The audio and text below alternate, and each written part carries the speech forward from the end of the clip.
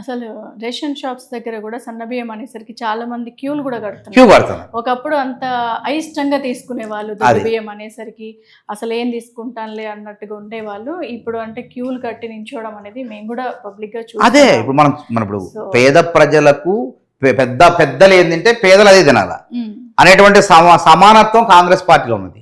కాబట్టి దొడ్డు బియ్యం ఈ వ్యాపారం దళారులకు అమ్ముకునేవాళ్ళు, మధ్యవర్తులకు అమ్ముకోవటం, వాళ్ళు తినకపోవటం చేసి మళ్ళీ అధిక ధరకు సన్న బియ్యాన్ని కొనుక్కోవడం చేసి, కానీ వాళ్ళకి ఇబ్బంది లేకుండా అందిస్తున్నాం. ఇన్ని రకాలుగా చేసుకుంటున్నాం. చేయాల్సిన కార్యక్రమాలను మేమే చెప్తాం, చేస్తాం. మహిళలకు 2500 ఇస్తాం. పంచాయతీ ఎన్నికల్లోపో ఎప్పుడు అమలు చేస్తాం. ఆసరా పెన్షన్లు పెంచుతాం, అది కూడా పెంచుతాం. ఇన్ని రకాలుగా 20 లక్షల ఇందిరమ్మ ఇల్లు కట్టడానికి ఆల్రెడీ చెక్కులు ఇచ్చినాం. ₹1,00,000 ప్రతి ఒక్కరికి ఇచ్చేసిన వాడు. 5 ఏళ్లలో 20 లక్షల ఇందిరమ్మ ఇల్లు కడతాం. మరి బీఆర్ఎస్ వాళ్ళు డబుల్ బెడ్రూమ్ ఇల్లు కట్టారు, అందుకే ఓడిపోయారు, కట్టలేదు కాబట్టి. రేపు కడతాం. ఇన్ని లక్షల మందికి చేసిన రుణమాఫీ 25,36,000 మంది రైతుల ఖాతాలో 2 లక్షల వరకు రుణమాఫీ చేసినాం.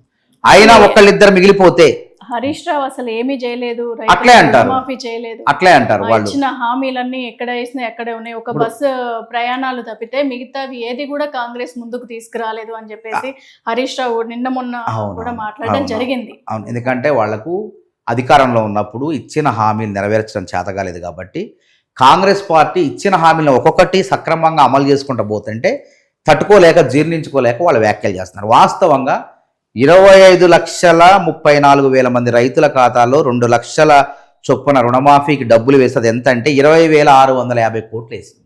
వాళ్ళు రుణమాఫీ చేస్తానని చెప్పి మిత్తి అంటే వడ్డీ మాఫీ చేశారు. వాళ్ళు అసలు ₹1,00,000 రుణమా ఏకకాలంలో చేస్తానని చెప్పి 10 ఏళ్లలో 4 సార్లలో వాళ్ళు చేసింది ఏంటంటే మిత్తి మాఫీ చేశారు. రైతుకి ఏం ఉపయోగపడలేదు. వాళ్ళు చేసింది కూడా 16,000 కోట్లు. మేము 20,650 కోట్లు చేసినాం. అదేవిధంగా రైతు భరోసా, వాళ్ళది రైతు బంధు దుబారా, మరి రైతు భరోసా ఒక ఆసరా. ఆ రైతు బంధు ఎవరు దోచిపెట్టారు? సంక్షేమ పథకాలంటే దారిద్ర్య రేఖకు దిగువన ఎవరైతే ఉంటారో అట్లాంటి వాళ్ళకే సంక్షేమ పథకాలు అంటారు. కానీ వీళ్ళు బంజారా హిల్స్, జూబ్లీ హిల్స్లో ఉన్న బడాబాబులకు కూడా సంక్షేమ పథకాలు ఇచ్చిన గనులు వాళ్ళు.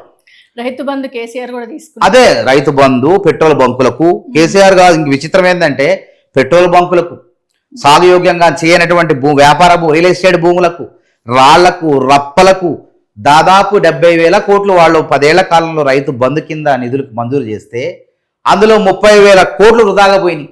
బడాబాబులు జేబులో పోయినాయి. అవసరమా బడాబాబులకి? 100 కోట్లు 100 ఎకరాలు ఉన్నోడికి రైతు బంధు అవసరమా? సన్న చిన్నకారు రైతులు 10 ఎకరాల వరకు వాళ్ళకు అవసరం. అందుకే కాంగ్రెస్ పార్టీ ఇప్పటికీ 4 ఎకరాల వరకు 54,74,000 మంది రైతుల ఖాతాల్లో మేము డబ్బులు వేసినాం.